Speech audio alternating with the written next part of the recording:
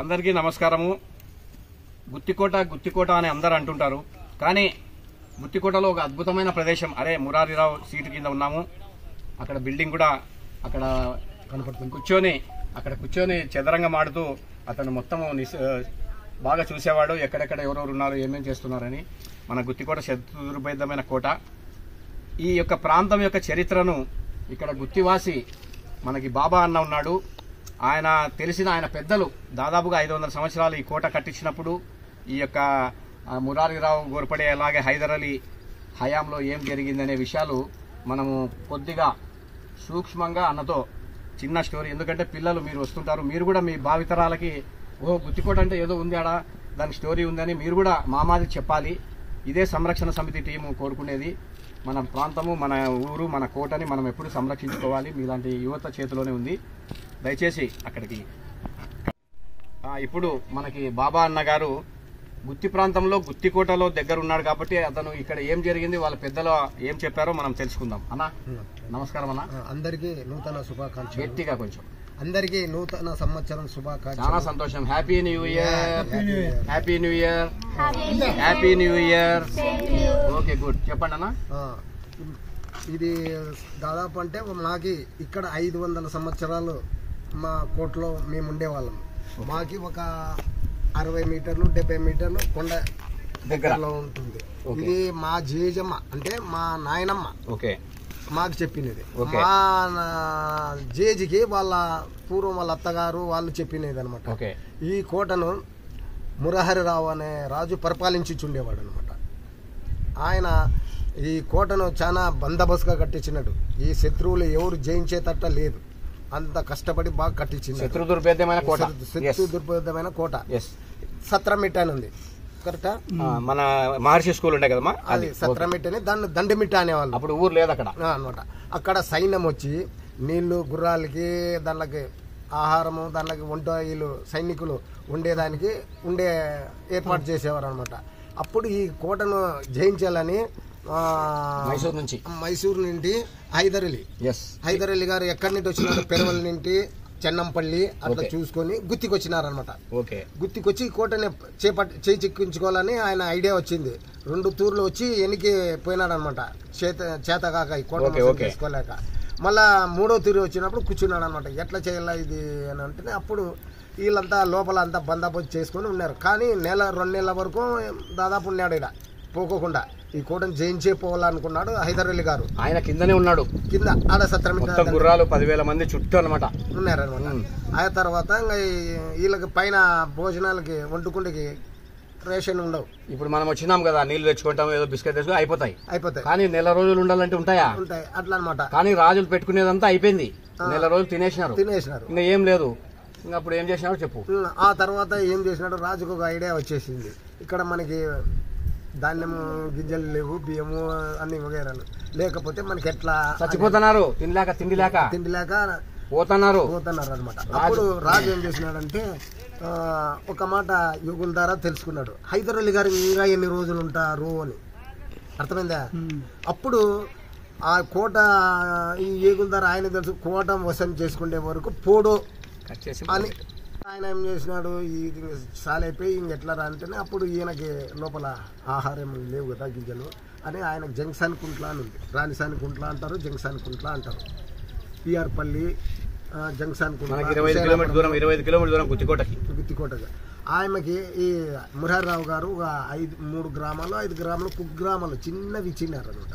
వాడు చేసుకుని తిని మాకేదో కప్పం ఉండు అని ఆయనకి ఇచ్చిన. ఒక నిమిషం, అన్నగారు ఏం చెప్తున్నారంటే మురారిరావు అప్పుడు కింగ్ కదా, అప్పుడు ఈ రాజుల దగ్గర నాట్యగత్తెలు ఉంటారు, రాజులకి ఎంటర్టైన్మెంట్ చేసేకి.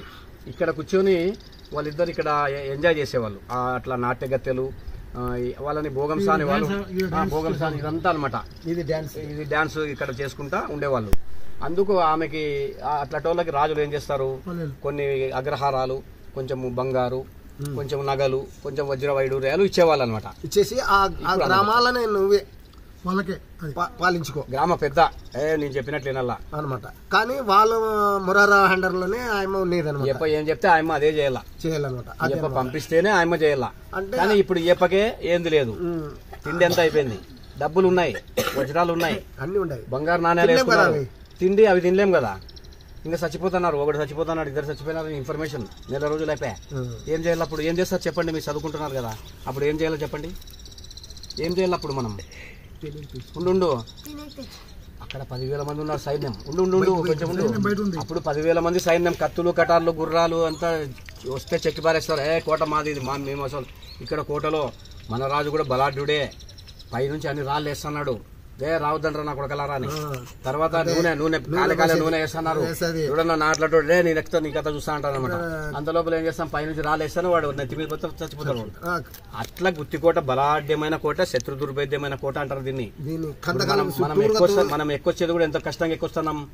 అందుకే ప్రభుత్వాలు ఏం చేయాలా, రోపే వేస్తే మీ ఇలాంటి పిల్లలు వృద్ధులు అందరూ బాగా వస్తారనే మా గుత్తికోట సంరక్షణ టీం కూడా మీ అందరికీ పొద్దునే లేస్తాను. ఇప్పుడు బ్రిటిష్ వాళ్ళు కూడా వచ్చినారు మన గుత్తిలో ఫారినర్స్, వాళ్ళతో కూడా ఇంతసేపు తిరిగి వచ్చాం.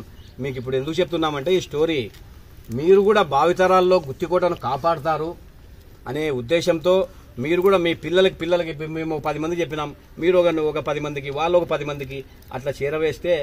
చిరంజీవి సినిమా చూసినారు కదా, ఠాగూరే కదా, ఒకరికి ముగ్గురు చెప్పండి. అలాగే మనం కూడా గుత్తికోట విజయభాస్కర్ కూడా ఒక ముగ్గురికి చెప్తున్నాడు ఈరోజు 10 మందికి. అలాగే ఆ 10 మంది ఇంకో 10 మందికి, ఇంకో 10 మందికి, ఇంకో 10 మందికి చెప్తే మన గుత్తికోటను ఆ ప్రభుత్వాలు దిగి రావాలి. ప్రజల నిస్సహాయతనే ఈ యొక్క గుత్తికోట ధ్వంసం అవుతుంది. ఈ సందర్భంగా బాధతో నేను ఈ వీడియో చేస్తున్నాను. తర్వాత కథని స్టోరీని కంటిన్యూ చేద్దాం అన్నా. నేను చెప్తా ఇప్పుడు స్టోరీ ఇప్పుడు నేను చెప్తున్నాను అన్నగారిది పర్మిషన్తో. ఎంతవరకు వచ్చాము? ఆకలి అవుతుంది, అలమటిస్తున్నారు. మురారి మాకు ఆకలి అవుతుంది, మురారి మాకు ఆకలి అవుతుంది అంటున్నారు ఎవరు? ప్రజలు. తర్వాత ఈ కోటలో ఉండేవాళ్ళు ఆగండి మనం తెస్తామని చెప్పి అప్పుడు ఆ నాట్యగత్తకి ఒక 10 మందిని ఇక్కడ నుంచి సైనికులు, మనం ఆడ గుర్రశాల దగ్గర ఒకటి కిందకి పోతా చూడు, ఒక సొరంగం కొత్తపేటలోకి, ఆ సొరంగంలో నుంచి ఆ గుర్రాల్లో పోయి నీటిగా అంతా ఉన్నా కానీ వాళ్ళు ఏదో మారువేషాల్లో పోయి అక్కడ జక్కసానికుంటా పోయి ఆ దొరసాని దగ్గర పోయి, అమ్మ రాజు పంపించినాడు, మొత్తం బత్తెమంతా అయిపోయింది, బియ్యం లేవు, గింజలు లేవు, నీళ్ళు ఒకటి ఏదో తాగుతున్నాం, అవి కూడా అయిపోతాయి అన్నాడు. అంటానే ఆ రానికి సరే ఉండండి అని చెప్పి ఈరోజు రాత్రి ఉండండి, రేపమన్నాడు, మీకు అన్ని పంపిస్తానని కూర్చోబెట్టుకుంది.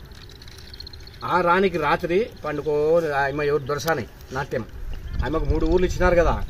కానీ అమ్మకి రాత్రి ఏదో మురారీరావుకి 3 సార్లు దండెత్తినాడు హైదరాలీ. ఈసారి ఏదో బాగా బలంగానే వచ్చినట్టున్నాడు చాలా మందితో, ఈసారి చాలా రోజులు ఉన్నాడు. ఈసారి ఏమన్నా మురారీరావు ఓడిపోతాడేమో, మనము హైదరాబాద్కే సపోర్ట్ చేస్తామని ఆశ పుట్టింది ఆమెకి.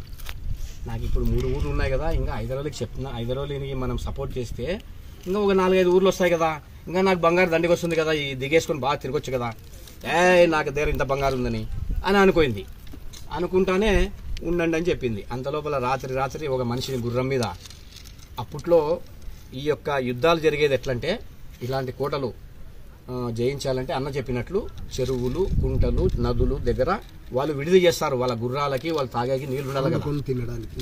ఒకటేసారి 10,000 మంది వండుకొని తినడానికి, అన్నిటికీ ఏనుగులకి, గుర్రాలకి, కత్తులు క్లీన్ చేసుకోవడానికి, మొగాలు కడుక్కోవడానికి, స్నానాలు చేయడానికి నీళ్లు కావాలి కాబట్టి, పెన్నా నది కూడా మనకు దగ్గర ఉంది కాబట్టి పామిడికి అక్కడ కూడా ఏనుగులన్నీ అక్కడ ఉన్నాయి, గుర్రాలన్నీ ఇక్కడ ఉన్నాయి. అక్కడ హైదరాబాద్ అక్కడ ఉన్నాడు. ఆమెకు తెలిసింది. ఆ హైదరాబాద్ దగ్గరికి అతను గుర్రంలో పోయి హైదరాబాద్కి ఒక లెటర్ వేస్తా పంపించింది, నీకు మురారి రావుని రక్తపాతం లేకుండా హ్యాండ్ ఓవర్ చేస్తాను, నాకేమిస్తావు అంటానే, ఇదేదో బాగుందిరా, మోసం చేసి గెలుస్తామనుకున్నాడు ఆయన.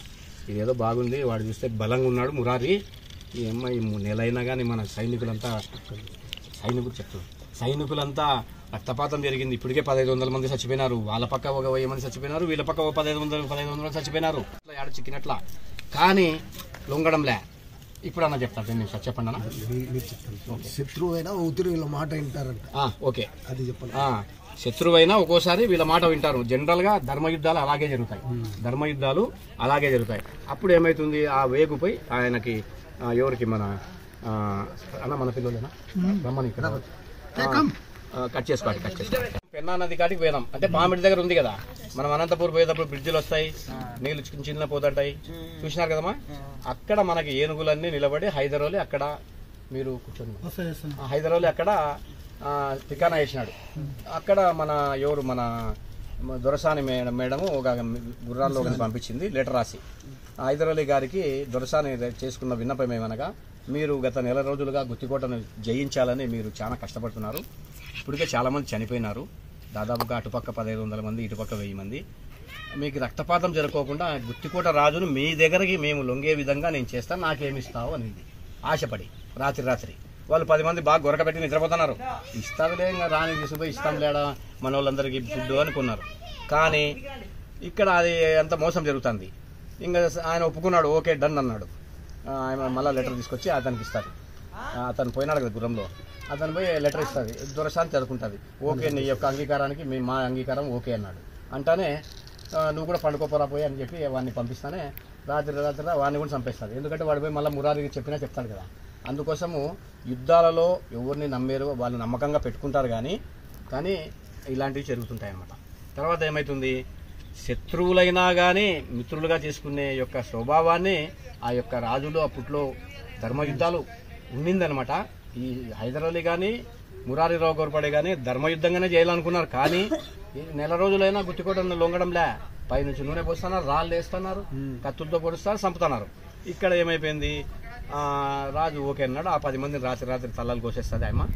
వాళ్ళ మనుషుల్ని మురారిరావు మన హైదరాబాద్ మనుషులు 10 మంది వాళ్ళ వేషంలో వస్తారు. ఆ దిద్ది మన కొత్తపేట గారి నుంచి సొరంగంలో నుంచి వచ్చి ఈటికి వస్తారు. మురారిరావు కూర్చుంటాడు అక్కడ. ఏమైపోతుంది అంత సరుకులన్నీ ఆడబెడతారు, గుర్రాల్లో అన్ని తెచ్చి. ఇక్కడ ఆయన మీద ఉన్నట్లుండి కత్తి పెట్టేస్తానే ఇంకా పైకి పోయి జెండా ఊపేస్తారు, తెల్ల జెండా ఊపేస్తారు. మేము ఇంకా లొంగిపోయినాము అంటే కింద అంతా హైదరాబాద్ కూడా స్టాప్ వార్, ఎవరు కొట్లాడొద్దండి, మనకు సిగ్నల్ వచ్చేసింది. ధర్మయుద్ధాలు అనేటివి అలాగుంటాయి. మన గుత్తికోటలో కూడా 1730, 1770 మధ్య కాలంలో ఇలాంటి ధర్మయుద్ధమే జరిగింది.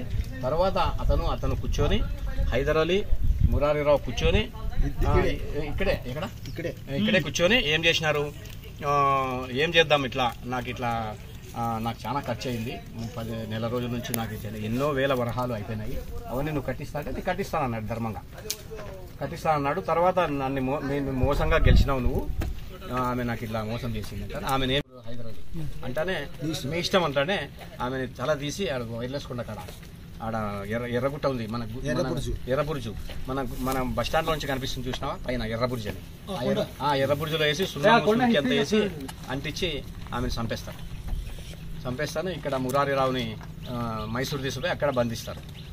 అప్పుడు ఈ రాజ్యాన్ని నువ్వు వేలుకో. ధర్మయుద్ధాలు అనేటివి అలా ఉంటాయి, మోసంతో జయిస్తారు. గుత్తికోటను ఎప్పుడన్నా కానీ మోసంతోనే జయిస్తారు, ధైర్యంగా వచ్చి ధర్మంగా ఎవరు జయించలేరు. ఇక్కడ ఆహారము లేదు.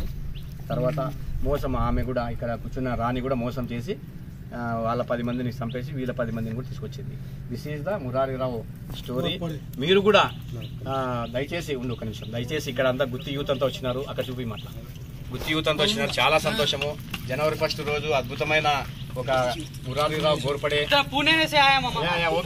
Bath కరేగా okay. ఇక్కడ మనం మురారిరావు స్ట్రీట్ దీనికి ఎంతో ప్రాధాన్యం ఉంది. 2003లో 2004లో జార్జి ఫెర్నాండెస్ సెంట్రల్ మినిస్టర్ ఉన్నప్పుడు 20 lakhs కూడా శాంక్షన్ అయింది. అప్పట్లో ఇది కొంచెం రెనోవేషన్ కూడా జరిగింది. ఇంకా ఇప్పటికీ మనకి ప్రభుత్వానికి ఏం కోరుతున్నానంటే ఆర్కియాలజీ డిపార్ట్మెంట్ బాగా పనిచేయాలి. అలాగే గుత్తి ప్రజల్లో కూడా మాది గుత్తి అనే భావన రావాలి. ప్రతి సంవత్సరము ఇలాంటి మీ స్కూల్ పిల్లలు అలాగే కాలేజ్ పిల్లలు అందరూ వచ్చి గుత్తికోట సందర్శించాలి. మీ వాట్సాప్లో, ఫేస్బుక్లో, ఇన్స్టాగ్రామ్లో గుత్తికోటను ప్రమోట్ చేయాలి.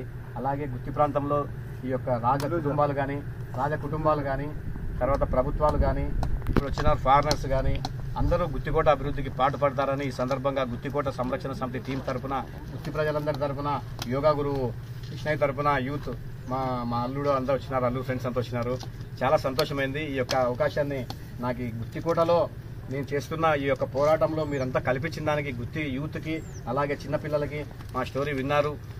అద్భుతంగా ఉంది. మీరు కూడా మన యొక్క ప్రాంతాన్ని, మన ఇంటిని, మన ప్రదేశాలని, చుట్టుపక్కల వాళ్ళని ప్రేమించండి, కాపాడుకోండి, పరిశుభ్రంగా ఉంచుకోవాలని ఈ సందర్భంగా గుత్తికోట తరఫున నమస్కారం పెడుతూ అన్నగారు ఏదో మాట్లాడతాను. ఉండు నువ్వు నీకు టైం ఇస్తాం 10 నిమిషాలు కావాలంటే నాకు ఒక్క నిమిషాలు కట్ చేయమా. నేను ప్రజలకు ఒక సందేశాన్ని ఇస్తున్నాను. ఇప్పుడు ఒక స్టోరీ చెప్పాము. అతి ఆశకు పోయి దొరసాని ప్రాణాలు కోబడుకోయింది. ఎందుకంటే పోగొట్టుకోయింది. దురాశ దుఃఖమునకు చేటు. ఆమె వజ్ర వైడూర్యాల కోసము ఈ యొక్క మురారిరావు గోర్పడేని హైదరాబాద్కి హ్యాండ్ ఓవర్ చేసింది. అలాగే ఇక్కడ గుత్తికోటలో ఎవరన్నా కానీ అవి ఉన్నాయి ఇవి ఉన్నాయని వచ్చి చేసినా కానీ మీరు కూడా అతి ఆశకు పోయినా మీరు కూడా అలాగే నాశనం అవుతారని చెప్పి సందర్భంగా తెలియజేస్తూ అందరూ మన పురాతన కట్టడాలను కాపాడతారని వారందరికీ నమస్కారం పెడుతున్నాను. Thank you.